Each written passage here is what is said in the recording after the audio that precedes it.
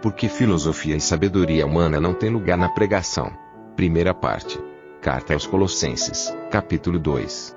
Comentário de Mário Persona.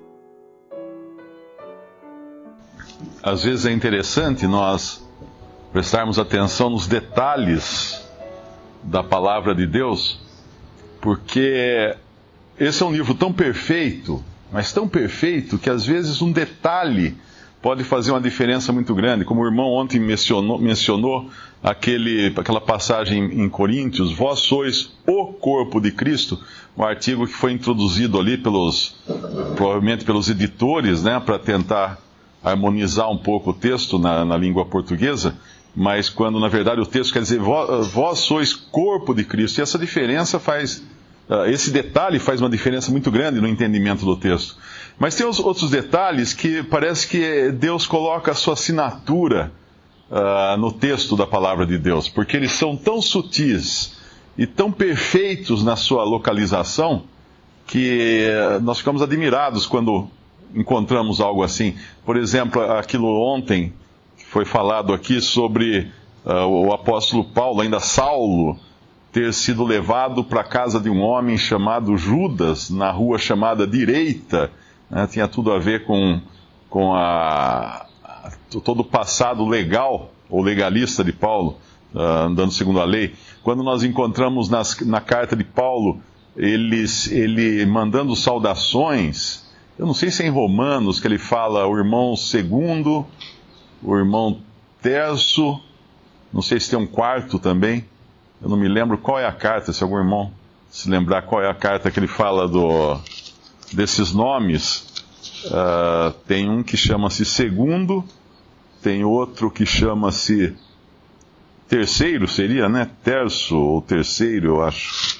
Ou será que é em Coríntios? Eu não me lembro agora. De qualquer maneira, não tem um primeiro, né?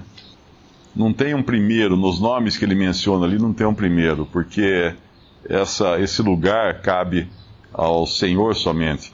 E aqui na nossa passagem é interessante que ele vai falar agora de certas distorções ligadas ao conhecimento e à sabedoria que estão acontecendo, ou que ele menciona um lugar aqui.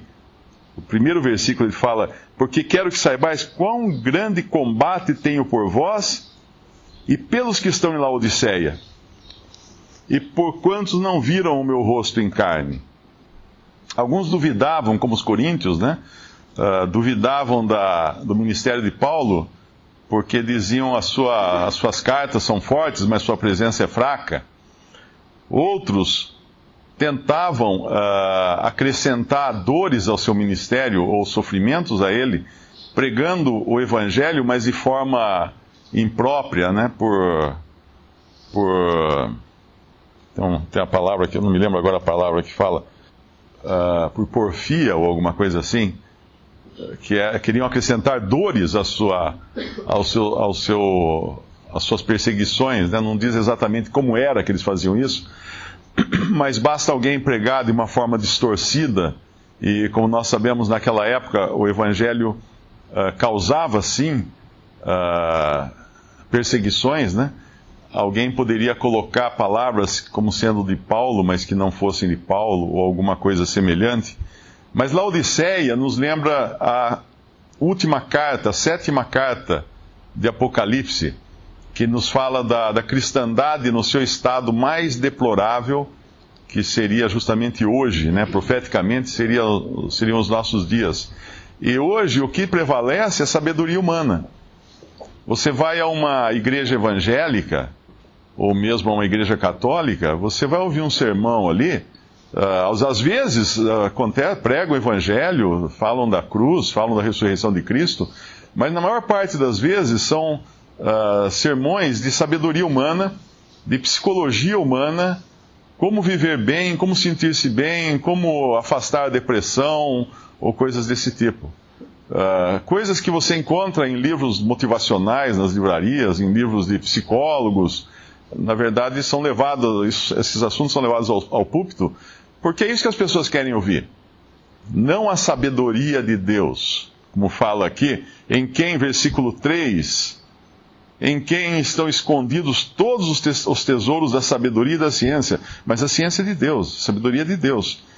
E é Cristo em quem estão escondidos esses tesouros. A ocupação com Cristo é a ocupação com a sabedoria de Deus. Nós vamos chegar lá em Provérbios, no nosso estudo de Provérbios, às quartas-feiras, em 2 capítulos pelo menos, que falam da sabedoria de Deus, que é Cristo. Ali a sabedoria é personificada e nós sabemos que essa pessoa é Cristo. É claro que quando os antigos liam Provérbios, eles não entendiam isso, porque Cristo ainda não tinha vindo. Mas a sabedoria de Deus é Cristo. E a Laodiceia, hoje, a cristandade no seu estado atual, ela deixa justamente a sabedoria que vem de Deus, a sabedoria que vem de Cristo. E introduz a sua própria sabedoria. E quando Paulo fala lá em 1 Coríntios, capítulo 1, versículo 17, ele deixa muito claro que a sabedoria de Deus não tem lugar na mente humana. E a sabedoria dos homens é desprezada por Deus.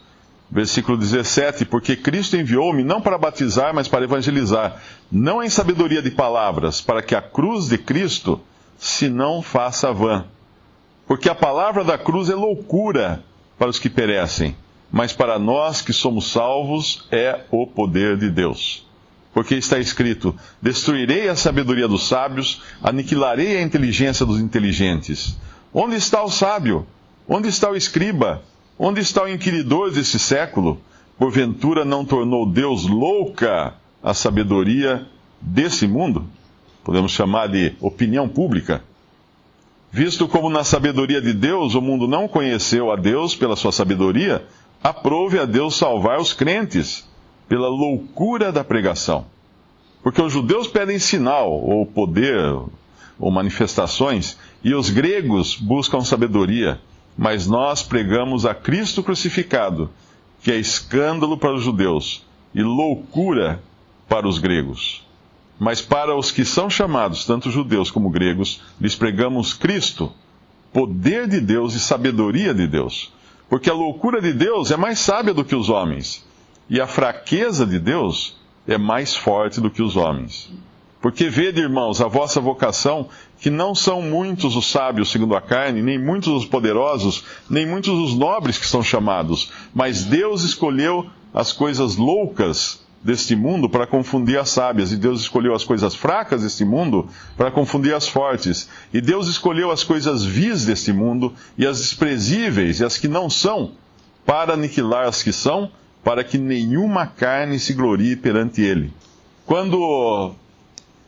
Quando nós pregamos a palavra de Deus, não pode existir lugar para a glória do homem. Porque se nós pregarmos a sabedoria de Deus, vai ser a sabedoria de Deus. Não é a sabedoria humana, não é a inteligência humana, mas é essa inteligência que fala aqui. A plenitude da inteligência do capítulo 2 de Colossenses, versículo 2, para que os seus corações sejam consolados e sejam unidos em caridade e enriquecidos da plenitude da inteligência para conhecimento do mistério de Deus, Cristo, em quem estão escondidos todos os tesouros da sabedoria e da ciência. A inteligência da escola, ela pode servir, que nós aprendemos, o conhecimento que nós aprendemos na escola, pode servir para as coisas desse mundo, para a nossa profissão, para saber onde aplicar a injeção ou como construir uma casa, mas a escola não vai nos ensinar a sabedoria de Deus. Não vai nos dar a inteligência que é segundo Cristo.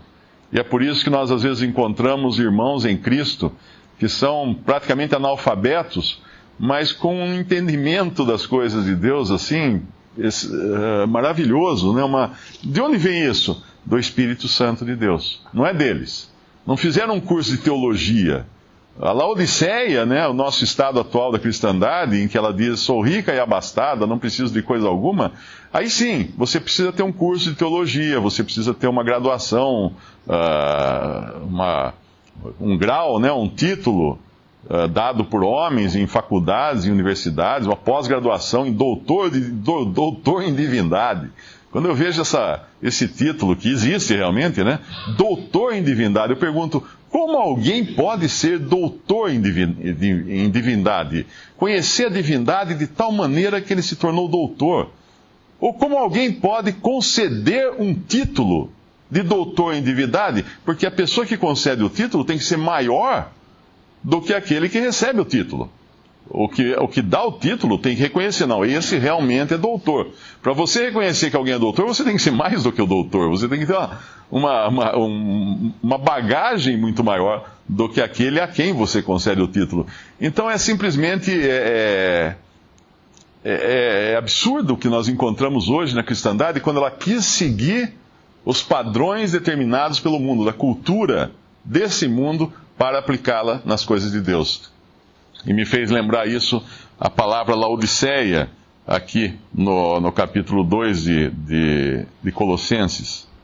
O versículo 4 nos fala das palavras persuasivas. E digo isto para que ninguém vos engane com palavras persuasivas. Isso existe, né? É muito fácil. Eu trabalho com oratória, né? Eu sei como existem técnicas de persuasão, existem técnicas de praticamente hipnotizar a pessoa para que ela acredite no que você está falando. Pessoas que dão golpes, né? São muito hábeis nessas coisas. Elas sabem ler o comportamento do seu interlocutor e sabem que palavras usar para que essas palavras sejam como botões que você vai apertando para que a pessoa siga o seu raciocínio e acabe aceitando o seu raciocínio. Então é um terreno de areia movediça quando nós somos cristãos e pregamos a palavra de Deus, porque é muito fácil nós escorregarmos para o lado da persuasão humana, da persuasão intelectual, da persuasão emocional. É muito usado isso hoje, principalmente em religiões pentecostais que mexem muito com o emocional da pessoa. Vai ter uma oração, por exemplo, lá na igreja, eles põem um som de fundo, uma música que é para fazer a pessoa se sentir num espírito de oração. É para estimular a carne, para que a carne sinta-se bem naquele clima, com aquela melodia tocando de fundo, porque essas coisas realmente influenciam. Mas Paulo adverte aqui que ninguém vos engane com palavras persuasivas. E ele próprio, que era um homem versado, não só nas Escrituras, mas no conhecimento humano. Paulo certamente estudou filosofia, estudou as ciências da sua época. No capítulo 2 de 1 Coríntios, ele fala: E eu, irmãos, quando fui ter convosco, anunciando-vos o testemunho de Deus, não fui com sublimidade de palavras ou de sabedoria. Porque ele as tinha. Ele tinha sublimidade de palavra, ele tinha sublimidade de sabedoria. Quando ele prega para um rei, para um governador, eu acho que Festo, se não me engano, o governador fala: Paulo, as muitas letras te fazem delirar. Acho que é isso que fala o versículo, né? Porque todos conheciam Paulo, todos sabiam que Paulo era um homem muito culto na sua sociedade. O discípulo de Gamaliel era um homem que estudou muito. Mas ele fala, no versículo 2 do capítulo 2 de 1 Coríntios: Porque nada me propus saber entre vós senão a Jesus Cristo e este crucificado. Esse é o tema da pregação. Esse é o tema do que o cristão fala. Jesus Cristo e este crucificado. E o evangelho completo inclui: ressuscitou ao terceiro dia para nossa justificação.